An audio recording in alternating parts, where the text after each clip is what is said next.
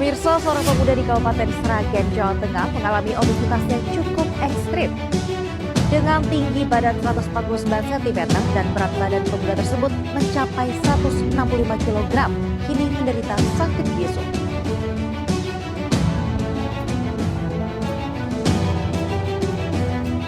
Sungadi, warga Kecamatan Mondokan, Sragen, Jawa Tengah ini mengalami obesitas ekstrim yang berbobotnya mencapai 165 kg.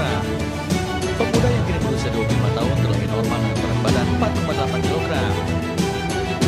Namun sejak usia 3 tahun, dia melakukan kecenderungan untuk makan dalam jumlah besar. Bahkan dalam sehari, dirinya bisa makan hingga 8 kali. Selain masalah obesitas, Sungadi juga menderita bisul dan bertahan di kaki kirinya. Kemarin makan bakso ya? Ya. Setiap hari, setiap siang kesini, lewat sini ya. Oh udah. Nanti sore lagi. Besok. Menurut camat setempat, Sungadi beberapa hari ini mengalami sakit, namun sekarang sudah membaik dan bisa jalan. Petugas puskesmas melalui bidan desa juga sudah melakukan perawatan untuk mengecek kesehatan Sungadi. Dari Sragen, Jawa Tengah, Joko Widodo ingin melaporkan. Pihak keluarga mengaku sebelum dinyatakan meninggal, Rafka sempat diberikan ventilator tim medis akibat gangguan pernafasannya. Namun beberapa jam selanjutnya, Rafka justru dinyatakan meninggal dunia oleh tim medis. Setelah disemayamkan jasad Rafka, anak kelima dari Samin dan Punih kemudian dimakamkan tak jauh dari rumah duka. Sebelumnya, Rafka Adiputra, bocah dengan bobot 126 kg asal Babelan, Kabupaten Bekasi, viral di media sosial. Di usianya yang masih anak-anak, tubuhnya kian membesar sejak berusia 2,5 tahun. Dari Bekasi, Jawa Barat, Tim Liputan Madu TV mewartakan. Pemirsa, warga obesitas seberat 200 kg yang tengah sakit dievakuasi dari rumahnya di Jatinegara, Jakarta Timur. Evakuasi dilakukan karena pihak keluarga tak mampu mengangkat sang pasien.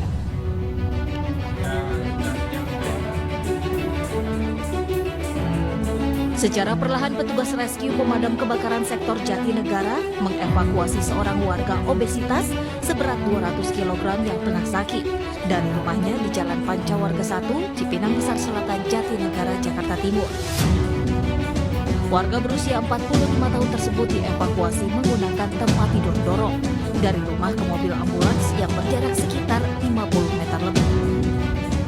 Evakuasi dilakukan setelah mendapat laporan dari pihak keluarga maupun petugas ambulans yang tak mampu mengangkat pasien.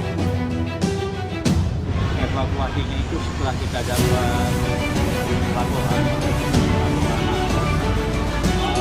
kami segera menuju ke TKP Jalan Pancawarga, dan setelah saya tiba di sana itu di sana sudah ada ambulans AGD.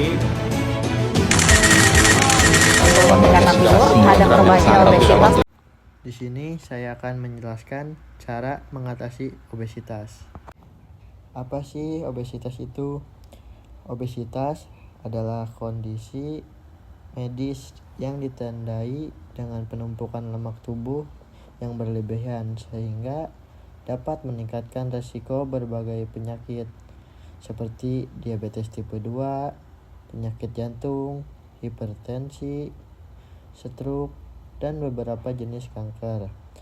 Obesitas biasanya diukur menggunakan indeks massa tubuh atau IMT, di mana seseorang dikategorikan obesitas jika IMT-nya lebih dari 30 kg. Selanjutnya, penyebab dan dampak obesitas. Di sini penyebab obesitas terdiri dari 5 poin. Poin yang pertama yaitu pola makan tidak sehat. Contohnya, konsumsi makan tinggi kalori, lemak, dan gula, serta rendah serat menjadi faktor obesitas. Poin yang kedua, kurang aktivitas fisik. Contohnya, gaya hidup sedentari atau kurang gerak membuat kalori yang masuk terbakar dengan baik. Poin ketiga, faktor genetik. Contohnya seperti riwayat keluarga dengan obesitas bisa meningkatkan risiko seseorang mengalami obesitas. Poin keempat, faktor fisiologis dan lingkungan. Contohnya stres, gangguan emosional, atau kebiasaan makan berlebihan dalam situasi tertentu bisa memicu obesitas. Poin terakhir yaitu kondisi medis tertentu. Contohnya beberapa penyakit seperti hipotiroidisme dan penggunaan obat-obatan tertentu seperti kortikosteroid dapat menyebabkan peningkatan berat badan. Selanjutnya ada dampak obesitas. Terdiri dari 5 poin juga sama. Yang pertama, risiko penyakit kronis. Contohnya diabetes tipe 2, penyakit jantung koroner, hipertensi, dan stroke. Yang kedua, gangguan metabolit dan hormonal.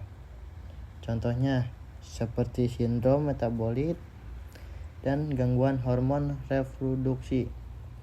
Yang ketiga, gangguan psikososial.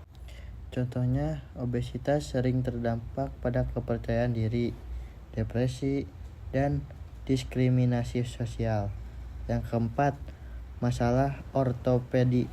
Contohnya beban berlebih pada sendi bisa memicu osteoartritis dan nyeri punggung.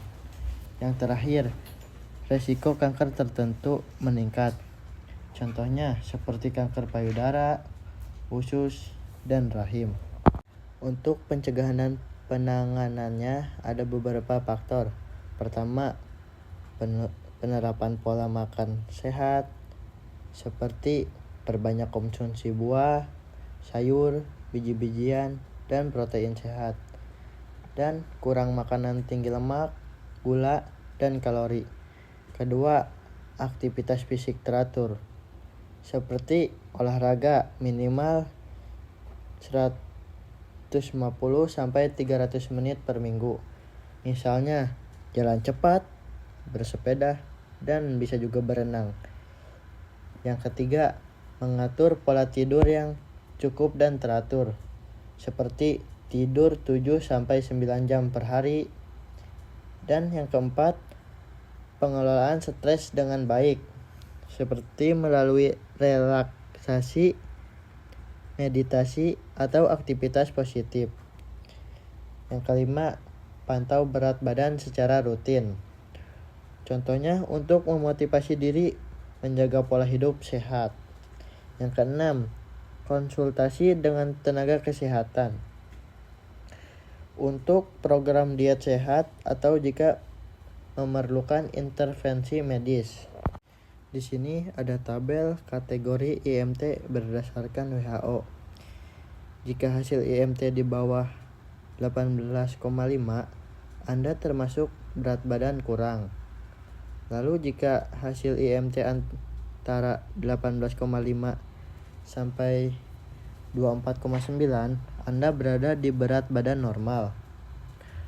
Jika hasil IMT antara 25,0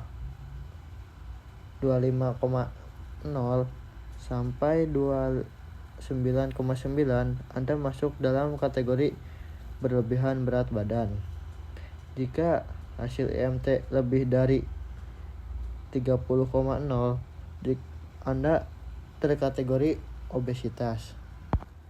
Untuk kesimpulan, obesitas adalah kondisi penumpukan lemak tubuh yang berlebihan yang dapat meningkatkan risiko berbagai penyakit kronis dan gangguan kualitas hidup. Penyebab obesitas meliputi pola makan yang tidak sehat, kurang aktivitas fisik, faktor genetik, dan psikologis. Dampaknya mencakup gangguan metabolik, penyakit jantung, diabetes, hingga masalah psikososial.